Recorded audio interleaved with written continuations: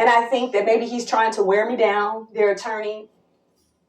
But what's right is right.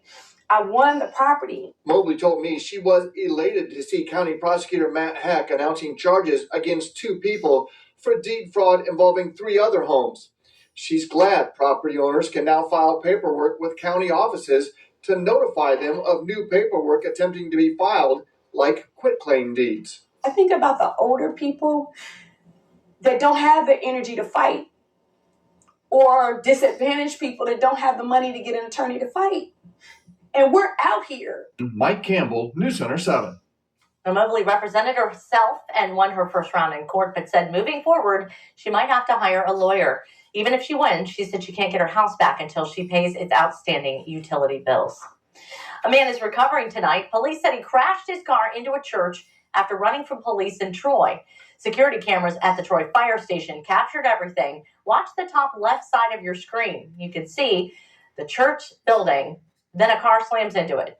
Now, police got there about 10 seconds later. As for the pastor, what did you see when you got here? Oh, it's just a totaled car and a bunch of debris everywhere. But they had already taken the suspect and all that. Troy police said the driver, Zachary Henry, had active warrants. He sped off from officers who tried pulling him over, but lost control once he crossed the railroad tracks. News Center 7 keeps an unofficial count of cars into buildings in our area. The crash in Troy is the 106th we've reported since January. That is about 2 crashes per week.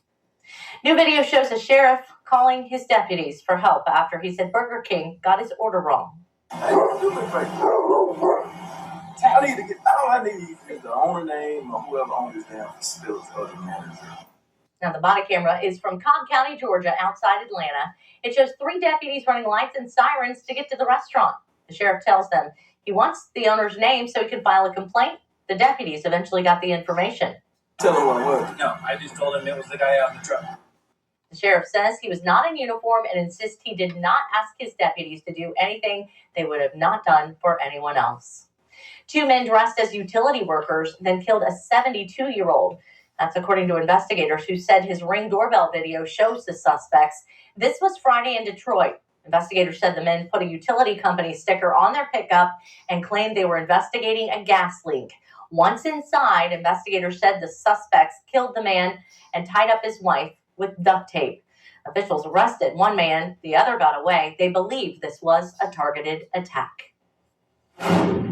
Weather specialist Nick Dunn in for Chief Meteorologist Austin Cheney tonight. And I did say at 6 o'clock we were going to check and see if you wore shorts or pants tonight. Yeah, so tonight I've got long pants on, but when I go home and I change out, we'll be back in shorts. And that was just the meter of how cold it really is. So that's the context behind that. Maybe make a name, maybe the Dunn meter or something like that. I don't know whether or not you wear long pants or shorts. Yeah, that kind of tells us. And tomorrow it's going to be a shorts day coming in for me. It's even though we're in the coolest day of the season, our typical high for this time of the year in the upper 60s. And tomorrow I've only got 51 in the forecast, and some of us may struggle to get there. In fact, if Dayton does not get into the 50s tomorrow, that'll be the first time since April 5th that we've not had a high get to 50 degrees. So it's been a while since we've been this chilly. And if you haven't had the chance to dig out the hoodies or sweatshirts yet, you probably will be doing that tonight if you haven't already done so. Let's take you out to Miami Township. A couple of raindrops on the lens here. A shower exited this area just a little bit ago. Winds have calmed down a good bit from where they were earlier today.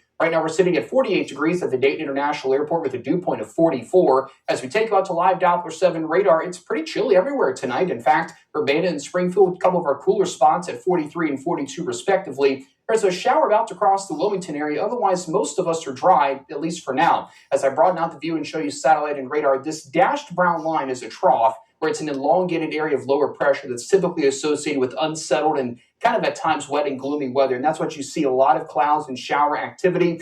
We'll be seeing some more showers moving in later tonight, just in time for your morning commute tomorrow. So it may be a bit of a wet go of it to get your Tuesday started. At the bus stop, the kids may want a jacket and even the rain gear first thing in the morning, and they'll want the jacket even into the afternoon as well.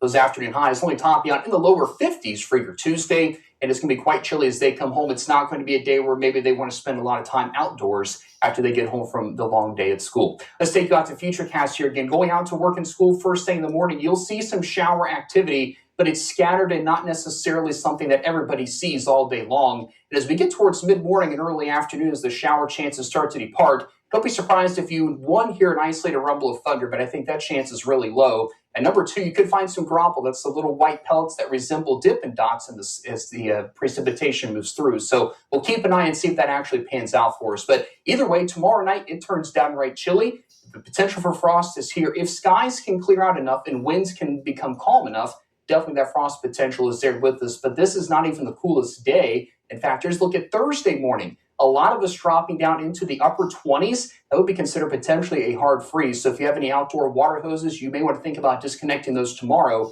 before the colder air, especially for the nighttime, sets in. For tomorrow, high of 51 degrees with the scattered showers. And again, you may hear rumble of thunder or see graupel, but not expecting any type of severe weather. Otherwise, it's just unseasonably chilly. Temperatures tomorrow roughly 15 to 20 degrees below average for this time of the year. Here's a look at my Storm Center 7-day forecast. We're up to 55 on Wednesday, so that's a slight improvement. And then we start to step the temperatures up gradually as we go through the rest of the week. We're up to 67 with a good deal of sunshine on Friday once we get past that morning frost. And Gabby, the 70s are coming back. I know you can't wait for that as we get towards this weekend. You are right. For the first time, we're hearing from family members of a woman accused of killing her mother and cutting apart her body. It's one thing to find out your family member's been murdered, but I mean, that's a whole other thing for the details. From spellcasting to witchcraft, the details are right out of a horror movie.